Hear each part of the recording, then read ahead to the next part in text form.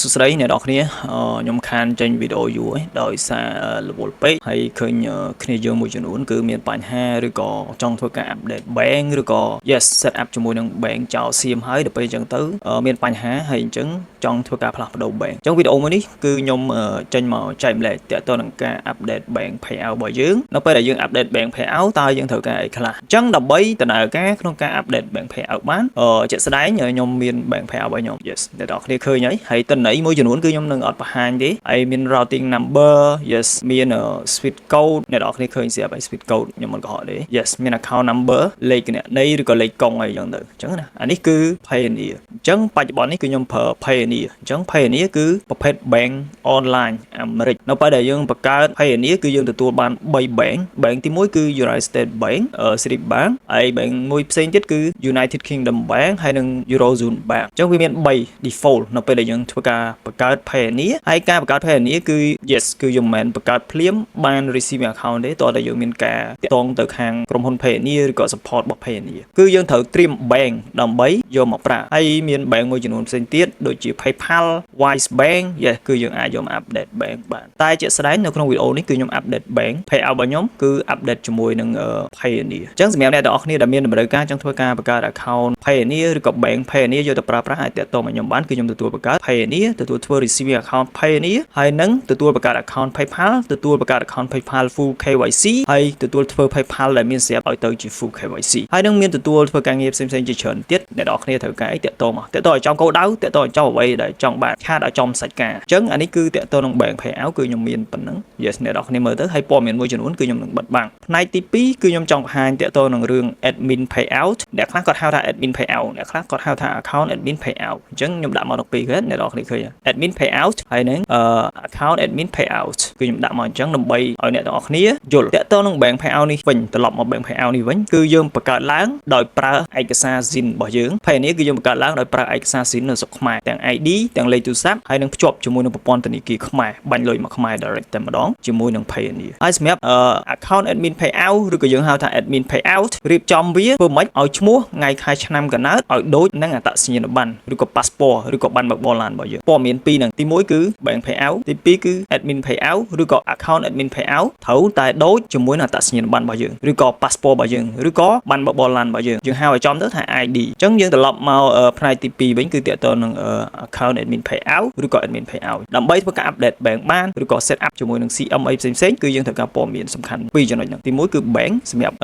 ធ្វើការ get paid ឬក៏យើងហៅថា bank payout ទី2គឺ admin payout ឬក៏យើងត្រូវរៀបចំទី1គឺឈ្មោះឲ្យដូចនឹងអត្តសញ្ញាណប័ណ្ណប័ណ្ណបើកបរឡានឬក៏ passport របស់យើងឬក៏យើងហៅថាឲ្យដូច ID ចំណុចទី2ទាក់ទងនឹងថ្ងៃខែឆ្នាំកំណើតថ្ងៃខែឆ្នាំកំណើតគឺយើងធ្វើយ៉ាងណាឬក៏រៀបចំយ៉ាងណាឲ្យដូចនឹងអត្តសញ្ញាណប័ណ្ណប័ណ្ណបើកបរឬក៏ passport និយាយចំគឺ ID បន្ទាប់មក ID number របស់យើង ID number របស់យើងអាចប្រើជាអត្តសញ្ញាណប័ណ្ណក៏បានប័ណ្ណបើកបរឡានក៏បានឬក៏ passport ក៏បានហ្នឹងគឺយើងហៅថា ID ទាក់ទងនឹង ID បន្ទាប់មកទៀតឯកសារបន្ថែមសំខាន់ដែលយើងធ្វើការ set up ទី1យើងត្រូវមាន SSN ហើយ SSN គឺយើងតតែជាពលរដ្ឋអាមេរិកអីចឹងទៅបានមានអញ្ចឹងទៅចុះបើសិនជាយើងជាជនជាតិខ្មែរគឺយើងអត់មានទេអ្នកដែលប្រើ SSN ភាគច្រើនប្រើ SSN fake តែ fake ជាមួយ Facebook គឺចប់ហើយស្មើ0តតែអ្នកហ្នឹងចេះ fake ជំនាញខាង fake អាហ្នឹងអូខេតែឯកសារ SIN ដែលយើងប្រើបានសម្រាប់ជាមួយនឹងការ set up bank អាមេរិកគឺមាន EIN គឺយើងប្រើឯកសារ SIN ដែលយើងស្នើចេញពី website អាមេរិក OIS ហើយខ្ញុំក៏ទទួលធ្វើដែរខ្ញុំទទួលធ្វើ EIN អញ្ចឹងអ្នកនរគ្នាត្រូវការ EIN yes យកទៅ set up Facebook set up តាក់ TikTok អ្នកខ្លះគាត់យកទៅធ្វើតាក់ YouTube 0% ហើយ EIN បច្ចុប្បន្ននេះគឺ2សប្តាហ៍ឡើងបានយើងយកទៅប្រើការបានបើមិនជាអ្នកនរគ្នាដឹងខ្លួនឯងថាឯកសារទាំងអស់ហ្នឹងអ្នកនរគ្នាត្រូវការប្រើចាំបាច់ប្រើត្រូវតែធ្វើត្រៀមទុកមុនអញ្ចឹងអ្នកនរគ្នាត្រូវការធ្វើ EIN តាក់ទងមកគឺខ្ញុំមានសេវាកម្មហើយខ្ញុំក៏មានលក់ SSN ដែរ SSN អ្នកខ្លះគាត់យកទៅធ្វើតាក់ TikTok ហើយសម្រាប់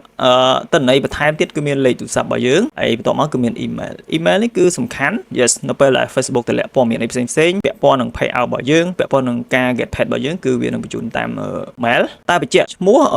យើងចង់ដាក់តកូលមុនក៏បានដាក់តកូលក្រោយក៏បានអត់ជាបញ្ហាទេពាក់ព័ន្ធនឹងការ set up តាក់ទងនឹង link នេះគឺខ្ញុំនឹងតម្លាក់នៅក្នុង description នៅខាងក្រោមវីដេអូរបស់ខ្ញុំអញ្ចឹងតាក់ទងនឹង link នេះគឺយើងយកមកដើម្បីធ្វើការ update bank payout ហើយយើងត្រូវមាន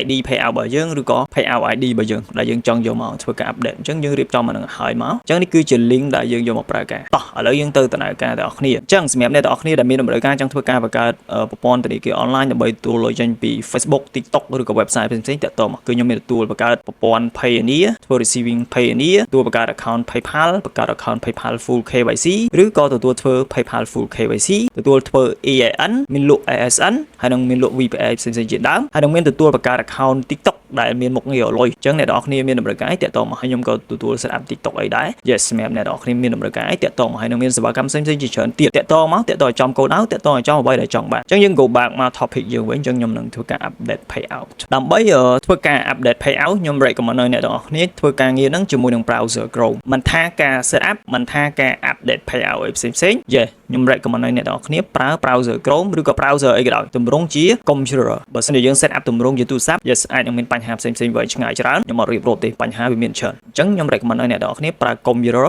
ឬក៏ set up ជាមួយនឹង browser អូខេនេះគឺជា account admin payout របស់ខ្ញុំអូខេខ្ញុំសូមចូលមកកាន់ option account បន្តមកទៀតយើងចូលមកកាន់កន្លែង option setting and privacy yes យើងចូលមកកាន់ setting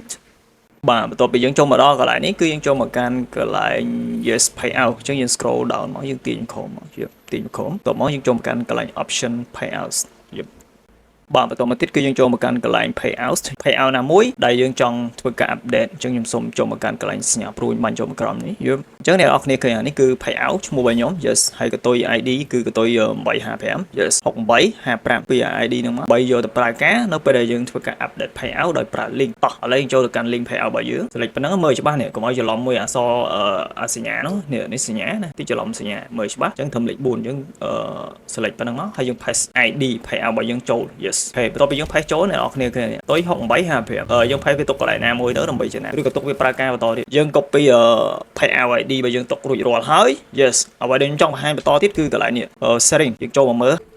តពីចូលមកអ្នកនរគ្នាឃើញនេះ payout method ហើយនេះគឺខ្ញុំដាក់ bank ចោលសៀមក៏ខ្ញុំប្រើ bank ចោលសៀមដោយសារខ្ញុំអត់ដឹងថាមាន Payoneer ស្រួលប្រើគឺខ្ញុំទៅបង្កើត bank ចោលសៀមអស់លុយមកភ្លុកអញ្ចឹងអ្នកនរគ្នាឃើញ Bangkok Bank Public Company Limited អានេះគឺ bank ចោលសៀមអញ្ចឹងអ្នកនរគ្នាមកមើលកន្លែងតាក់នេះឃើញតាក់វាដាក់ថាតាក់ information WH8 WH8 នេះគឺ outside អាមេរិកមានន័យថាមិនមែនប្រភេទតាក់អាមេរិកទេបើតាក់អាមេរិកគឺ W9 yes អញ្ចឹងខ្ញុំនឹងធ្វើការ update bank Payoneer ខ្ញុំចូលហើយខ្ញុំដក bank Bangkok Bank នឹងចោលហើយអ្នកនរគ្នាមើលនេះកន្លែងនេះ payout account info page business type គឺយើងយក individual អូខេហើយ email address គឺអូខេបន្ទាប់មកយើងចូលមកកាន់កន្លែង option មួយទៀតនេះគឺទាក់ទងនឹង payout account owner full name របស់ខ្ញុំគេនិយាយរួមឈ្មោះធ្វើមិនដាក់ឲ្យដូចអត្តសញ្ញាណប័ណ្ណទោះបីអក្សរតូចអក្សរធំក៏ដោយឲ្យតែដូចអត្តសញ្ញាណប័ណ្ណទោះបីតកូលខាងមុខតកូលខាងក្រោយក៏ដោយឲ្យដូចអត្តសញ្ញាណប័ណ្ណឬក៏យើងហៅថា ID ពាក្យថា ID មួយម៉ាត់ក្តោបបានច្រើនហើយ address គឺនៅប្រទេសចៅសៀមកាលនោះខ្ញុំដាក់ទៅប្រទេសចៅសៀមតែបន្ទាប់ពីខ្ញុំប្រើ Payoneer មកគឺខ្ញុំប្រើនៅអាមេរិក address របស់ខ្ញុំគឺខ្ញុំប្រើនៅអាមេរិកទាំងអស់ប្រើ Payoneer បច្ចុប្បន្ននេះអញ្ចឹងអ្នកនរគ្នាឃើញព័ត៌មានសំខាន់ដែលខ្ញុំបង្ហាញតែអ្វីដែលខ្ញុំអត់បង្ហាញគឺខ្ញុំនឹងបិទបាំងអញ្ចឹងដើម្បីធ្វើការ update bank payout បានអ្នកនរគ្នាលុប link ខាងលើនេះចោលលើ payout ID របស់យើងរៀបចំរួចយើង copy មកបន្ទាប់មកយើង paste កន្លែងហ្នឹងមកយើង select ក៏បានយើង enter ក៏បានបន្ទាប់ពី enter ឬក៏ select ចូលមកអ្នកនរគ្នាឃើញវាដាក់ថា update payout method អញ្ចឹង update payout method ដោយសារតែយើង set up outside អាមេរិកអញ្ចឹងយើងយកព្រោះតាក់យើងធ្វើការ verify ហើយអញ្ចឹងកុំឲ្យបញ្ហាគឺយើងដូរទៅតាមប្រទេសតាក់អូខេបន្ទាប់មកយើងអូហូមកអានេះធ្វើមិនទេយើងធ្វើការងារនឹងតាំងពីយូរមកវាជាប់មកដល់ពេលអញ្ចឹងទៅមានតែធំ person ទៅព្រោះអានេះ payout របស់យើងធ្វើមិនទេសង្ឃឹមថាអ្នកនរគ្នាយល់ visit this one យើង select យកហ្នឹងមក account holder នេះមានន័យថាឈ្មោះរបស់យើងនៅលើប្រព័ន្ធធនាគាររបស់យើងតោះមកយើង paste ឈ្មោះចូលមក account holder name sweet code sweet code នេះគឺយើងប្រើ sweet code របស់ Payoneer ព្រោះយើងធ្វើការ update ជាមួយនឹង Payoneer តោះមកទៀតកន្លែង option មួយនេះគឺដាក់ account number អញ្ចឹងមានន័យថាលេខកុងឬក៏លេខគណនីអញ្ចឹង Payoneer គឺមានណា account number វាគឺមានអូខេបន្ទាប់ពីយើងដាក់ព័ត៌មានទាំងអស់ហ្នឹងរួចរាល់ yes គឺយើងបណ្ឌិតឡើងវិញទៅត្រូវអត់ខុសអត់អីចឹងទៅអញ្ចឹងបន្ទាប់ពីយើងដាក់ត្រូវ 100% គឺយើងចូលមកកាន់ option link បាទបន្ទាប់មកទៀតវាទាមទារ two step verification របស់ account admin payout របស់ខ្ញុំអញ្ចឹងខ្ញុំសូមធ្វើការងារនឹងសិនហើយខ្ញុំអត់បង្ហាញទេព្រោះវាជាប្រព័ន្ធសុវត្ថិភាពរបស់ខ្ញុំលឹបចុច continue មកអូខេ update ឲ្យខ្ញុំអត់បានឥឡូវយើងធ្វើការ update ធម្មតាវិញ